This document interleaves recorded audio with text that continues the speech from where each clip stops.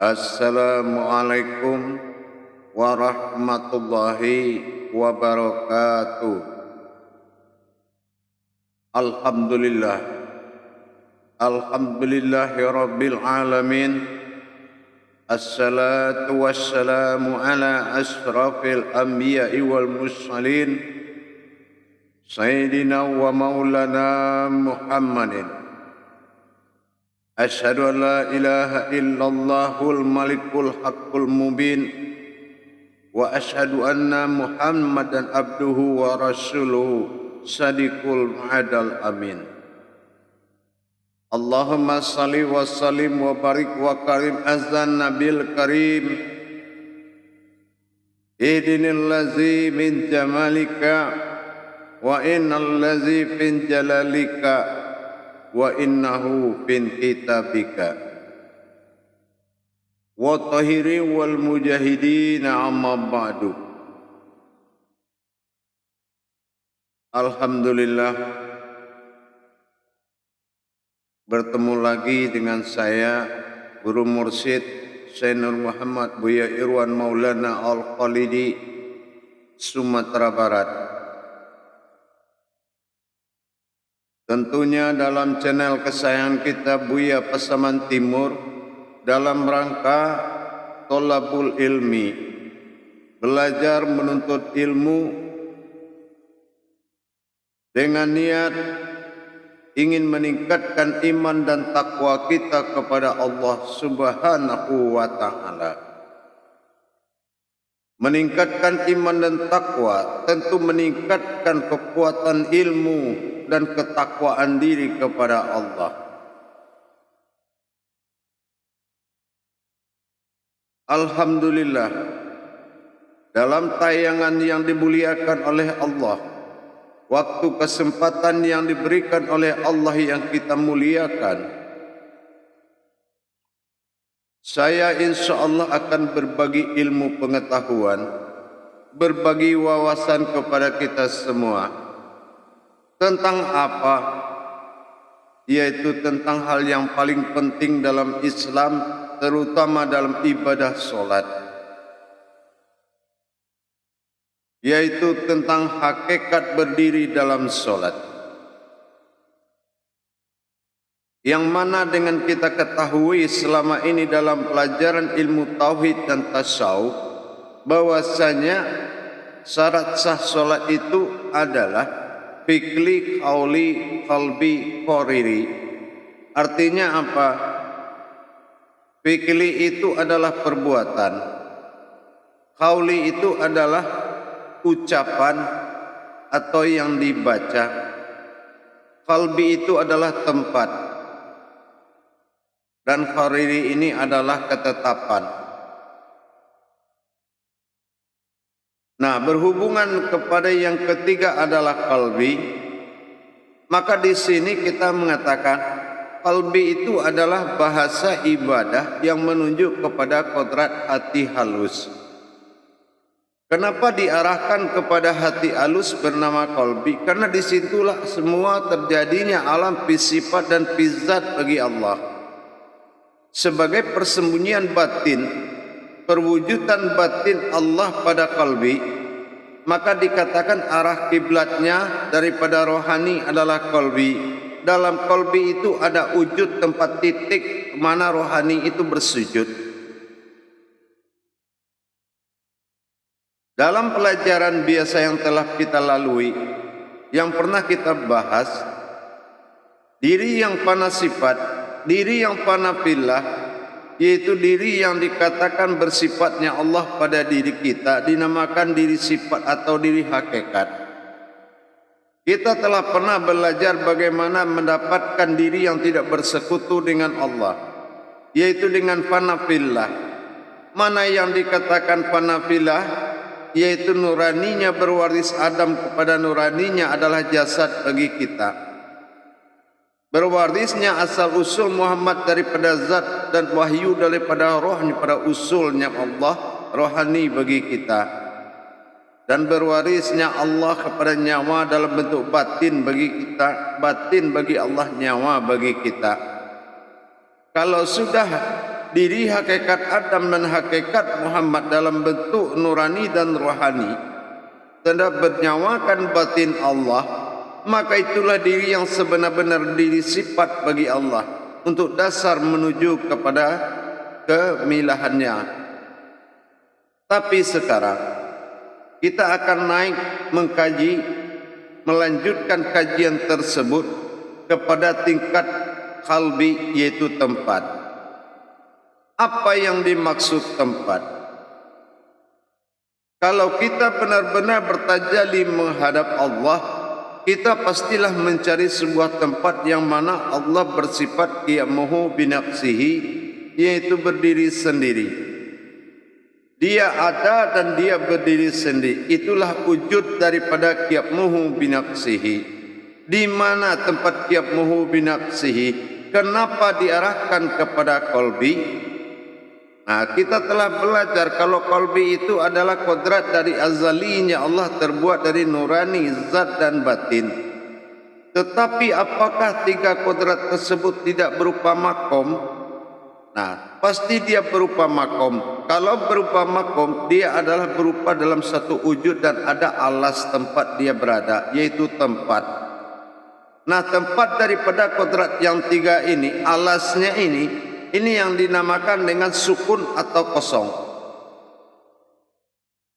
Nah, berarti kalau sudah hanya ada di situ nurani, zat dan batin, di dalam sukun dan kekosongan tadi, Allah juga telah memberikan pertanda di dalam ayat atau surah, atau dikatakan kalam al-maut. Dari tulisan al-maut itu ada sukun bulat kosong seperti ban mobil, ada di atas waw, yang artinya apa? Sukun itu artinya mati. Berarti waw itu hu, dia. Di dalam sukun itu ada dia, tapi tidak boleh dikatakan wujud dan nama dan tidak berasma. Nah, disinilah kekosongan tadi. Jadi yang ada dalam di situ itu ada wujud. Apa yang dikatakan wujud? Ada dalam bentuk apa? Ada dalam bentuk ahad, yaitu satu. Satunya itu seperti apa? Nah, setelah bertajalli batin menjadi zat dan zat mawujud hayat menjadi nur, berarti alif itu sudah nyata adanya berdiri. Nyatalah kita dalam mawujud berdiri dinamakan alif nur kasiyah. Kalau sudah alif nur kasiyah, sudah kelihatan diri kita dalam mengadakan solat dan menghadap kepada Allah dalam bentuk ahyan karajiah dan ahyan sabitah, bernapaskan kepada batinnya billah, maka kita harus tahu bagaimana kembali kepada alam yang pertama tadi yang dikatakan sukun. Nah, cara bangkit dan cara kembalinya kita, dia bangkit di antara waktu dan kita kembali dalam tepat waktu, yaitu dalam waktu, dalam ba'da, harus kembali bertajalli ke dalamnya sesuai dengan cara dia bertajalli kita kepada keluar daripada wujud batin kepada zat dan zat kepada nur, atau berdirinya hukum daripada tersirat bismillah itu kembali.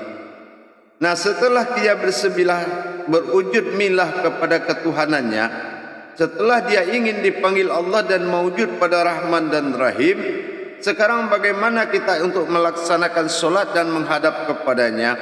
Tentu ada rumus-rumus dari rukun kosong tadi. Nah, apa yang dikatakan wujud kosong yang ada di dalam itu? Wujud kosong yang menjadi alas daripada batin atau alas daripada zat batin dan roh nurani tadi. Alas daripada alam azali itu dinamakan sukun. Sukun itu berisikan dari satu batin, alam batin bernama kabir. Nah, disitulah. Jadi bagaimanapun rumus yang tiga ini harus dilaksanakan syaratnya apabila kita ingin sholat menghadap ke dalamnya lagi. Bagaimana caranya? Nah, begini para jemaah. Untuk melaksanakan bagaimana caranya kita benar-benar bisa bertajalli kembali kepada kegaiban. Tadi yang tidak ada menjadi ada, sehingga nyata kita jasad seperti ini dalam kerangka mawujudnya Allah. Tapi kalau kita menghadap Allah, kita harus melaksanakan rukun hakikat, mentiadakan kembali, karena kita akan masuk ke dalam alam tiada. Inilah fungsi dari angkat takbir dan masuk menekan ke dalam lagi. Nah, rumusnya seperti apa? Nah, kita akan lihat daripada wujud nyatanya dulu. Bagaimana cara wujud nyata dalam bentuk pertanda? Cara kita mentiadakan lagi semuanya supaya masuk ke dalam menjadi wujud lagi. Nah, seperti kita lihat, kalau memang ada seperti yang kita sampaikan tadi, seperti wujud daripada sukun, sukun itu di dalamnya adalah kabir. Yang dikatakan sukun itu bernama batinnya kabir. Nah, kabir ini adalah nama batin bagi Allah. Setelah itu dikatakan kabir ini wujud daripada tempat alas Allah berdiam di singgasananya di dalam batin kabirnya. Maka maujud daripada kabir ini adalah kabirau. Kabirau itu adalah yang telah maujud pada alam. Nah, bagaimana kita bisa melaksanakan proses salawatul fil mi'raj? Mi'raj ini bukan hanya diri saja jemaah yang mi'raj. Yang mi'raj ini adalah semua dinapiskan. Bukan hanya jasad aja dinapiskan, tapi pun alam pun harus dinapiskan. Alam juga harus disingkirkan. Jangan ada yang bersekutu mengikuti kita untuk datang menghadap Allah Tuhan billah pada wujud dalam sir batin kabir tadi. Maka kita harus juga menapiskan. Rumusnya apa? Kita lihat, saya contohkan umpamanya sekarang jam 00. Kalau jam 00 itu semua umat di muka bumi ini mengakui ada jam 00. Tapi semua umat di muka bumi juga tidak pernah melihat di kerangka jam itu ada jam 00. Atau sebaliknya adalah 24. Semua umat mengakui ada jam 24. Tapi tidak semua umat yang bisa melihat mana huruf 24-nya. Kenapa tidak dibesarkan dan diakhbarkan jam huruf 24 dengan 00? Nah, di sini kita lihat daripada wujud daripada akad daripada kodrat tadi. Kalau sudah bernama 00, yang namanya 0 itu tidak ada kelihatan. Makanya tidak ada ditampakkan, yaitu semacam lau mahfuz angka 00. Di sinilah kenyataan yang sebenarnya. Apa makna 00 itu? Nah, inilah dia. Yang pertama adalah 0 bagi rohani, ya, 0 bagi Allah, yaitu 0 adalah sifat kabirnya pada sukun, dan 0 yang kedua adalah kabiraunya pada rohani, tempat alas berpijaknya rohani dalam solat di dunia ini. Kalau memang tanah tempat berpijaknya jasad itu sudah biasa. Kenapa? Memang itu makomnya. Tapi rohani di mana dia berpijak? Inilah masa sukun yang ada dalam bentuk kabirau. Makanya dikatakan dalam solat, setelah maujud daripada kodrat yang solat tadi, yang dinamakan ayan sabita, ayan kerajiah tadi, dengan hakikat Rabbani batin bagi Allah, akan menuju kepada billah. Di sini juga dikatakan setelah kodrat itu berdiri, maka kita katakan Allahu Akbar kabira walhamdulillahi katsira wa subhanallah bukratan wa asila. Nah, lanya ini artinya kabira wasila, artinya kita sudah ada di alam kosong. Bagaimana caranya kita mengadakan alamnya kosong? Inilah yang kita tahbirkan dalam bentuk kodratnya alam. Bagaimana dalam kodratnya alam? Sekarang kita lihat banyak pohon, banyak batu-batuan, tanah, bukit-bukit, segala bentuk yang nyata. Nah, bagaimana kita menapiskan itu menjadi kabirau atau dikatakan menjadi sukunnya di dunia? Nah, maka kita harus menapiskan sehingga hanya kamu wujud yang ada di dalam sukunnya di dunia ini atau di dalam sifat alam kabirnya di dunia ini tidak ada lagi yang lain melainkan kamu hanya sendiri, dan akan kamu datangi Allah dengan dirimu sendiri. Nah, di sini diri mencari diri, walau bertemu bukanlah diri. Ini adalah sirna demi sirna. Disinilah kita tempat berpijak. Rohani berpijak kepada kabiraunya Allah. Maka dikatakan kabirau walhamdulillah. Zat ini akan muncul. Rabbi menguasai al-amin. Inilah zat kabirau. Zat kabir tadi, dia muncul menguasai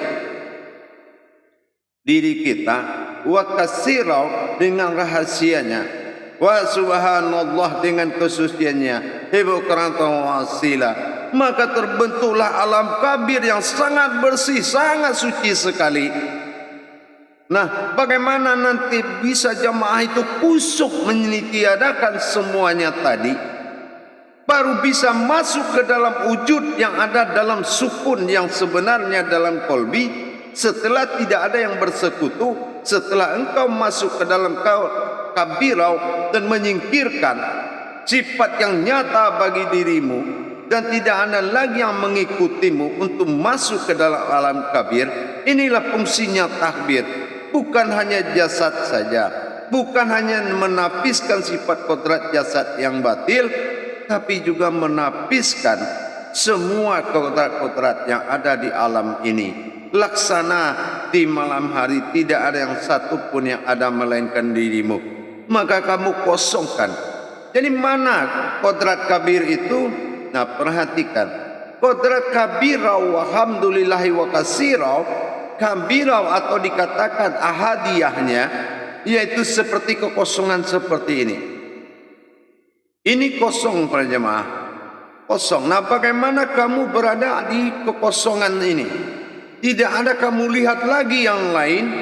Nah, inilah salawatul fil miqrat. Inilah solat yang akan menuju perpindahan. Inilah yang dinafiskan. Kamu nafiskan, kamu hilangkan, sehingga kamu ada di dalam kekosongan ini. Nah, inilah kabirau. Nah, setelah berdirinya, di situ ada batin, ada zat dan nur di dalam kabirau tadi. Kamu singkirkan, baru kamu antar ke dalam kolbi.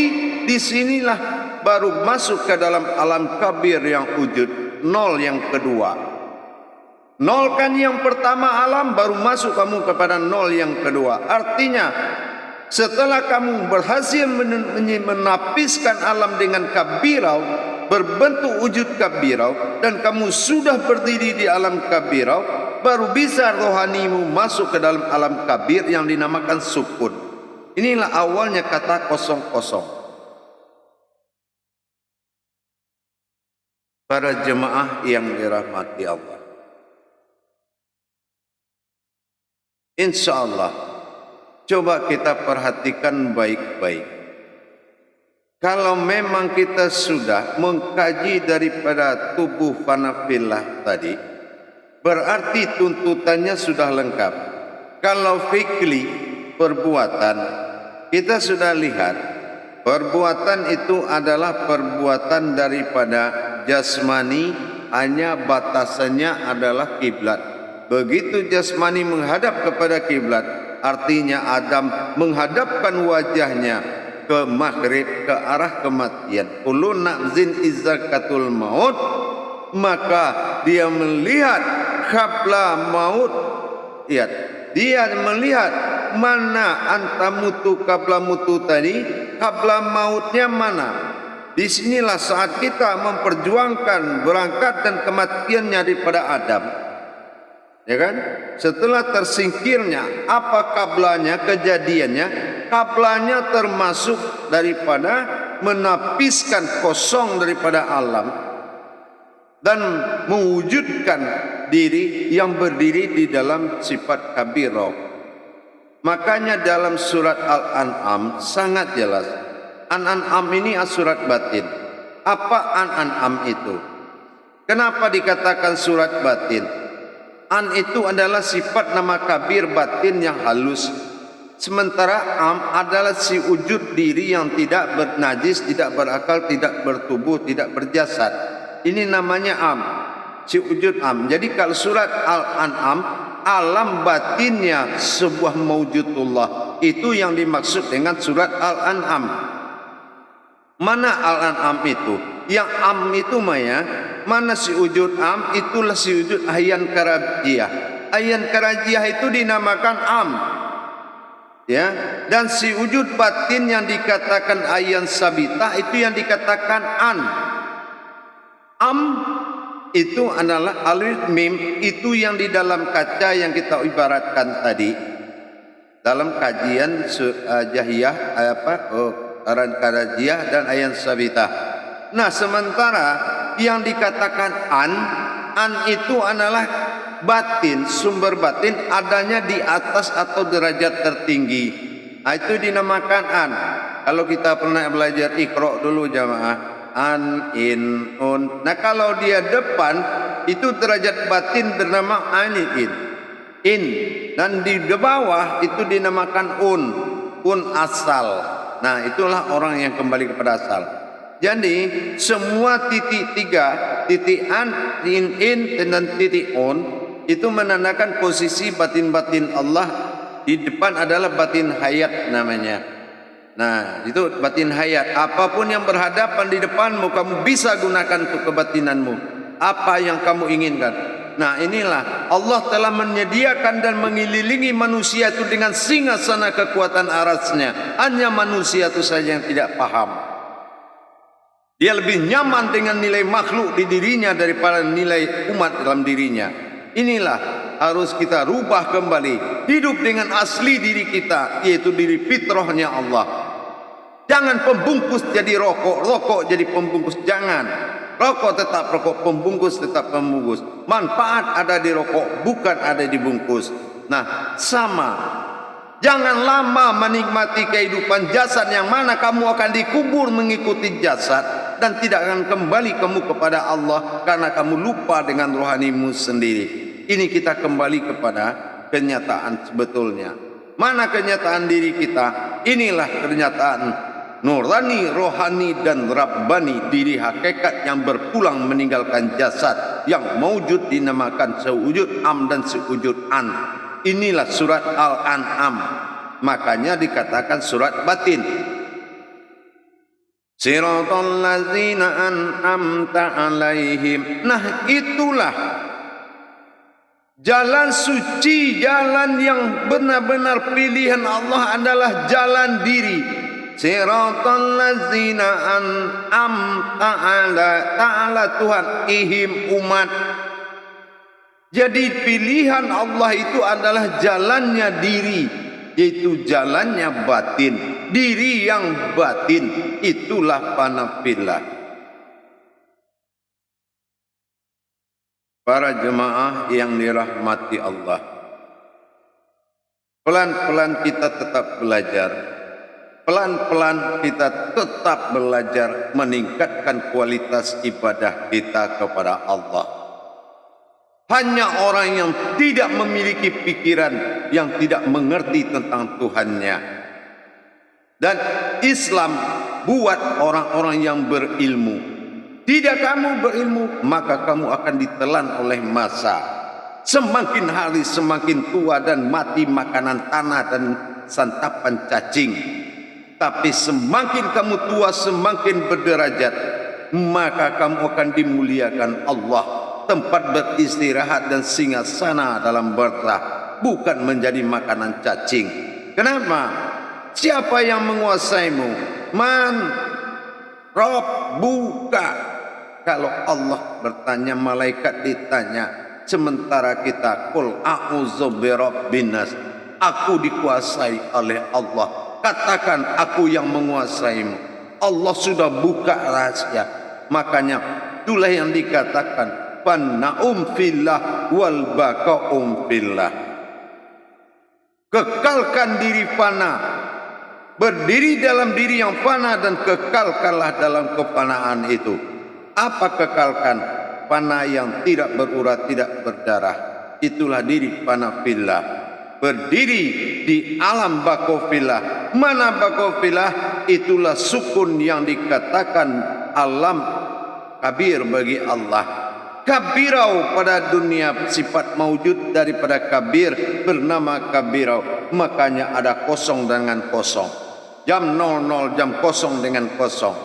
Arti hakikatnya adalah kabirau wal kabirun. Makanya di sini kita paham bagaimana kita mentiadakan persekutuan bagi Allah dalam solat kita, termasuk menapiskan sekalian alam yang batil, mending sehingga berdiri di dalam kabiraunya Allah. Maka dibilang Allahu Akbar kabirau walhamdulillahi kasirau wa subhanallah ibu pratau wa asila. Kelihatan gagah dan berdirinya tubuh yang sangat dicintai Allah yang tidak bernajis. Sangat tampan dia berdiri di dalam kabir yang kosong tadi. Maka menjadilah tubuh ini dikekatkan kepada lahu, yaitu ternyata ayan kerajia, menjadi tubuh batinnya Allah, menuju dengan rohaninya kepada titik wujud dalam sukunnya kabir pada wujud ulu kalbi kita. Itulah yang dikatakan syarat sah yang ketiga itu solat, yaitu kalbi. Kalbi yang dimaksud adalah alam daripada sifat itu bernama sukun yang berkodrat kabir. Nah, di atas ini ada kabirau. Sebelum kamu solat di alam kekosongan, sebelum semua kamu kosongkan, napiskan segala kodrat di jasadmu yang batil dan napiskan segala kodrat alammu yang kabir. Jangan berdiri kamu pada diri yang batil. Artinya apa? Jangan kamu berdiri di atas sifat yang batil. Kalau rohanimu tidak bisa tempat berdirinya alam kabirau bagi Allah, solat mana yang bisa kamu datangkan menghadap Allah?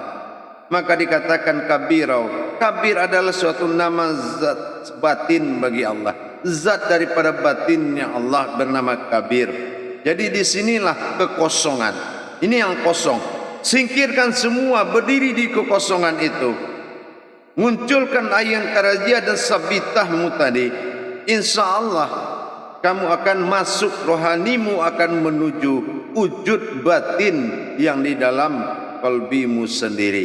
Tapi kalau masih ada kodrat-kodrat lain mendampingimu, seperti kodrat alam, air, api, angin, tanah dengan segala sifatnya, makhluk dengan segala kodratnya, akal dengan segala nafsunya. Apabila kamu tidak kosong dulu menuju alam kosong, tidak mungkin kamu bisa menemui Tuhanmu. Percaya dan pegang omongan saya. Insya Allah semua yang dijadikan Allah ini adalah makna, berhasil dan berawal dari sebuah makna.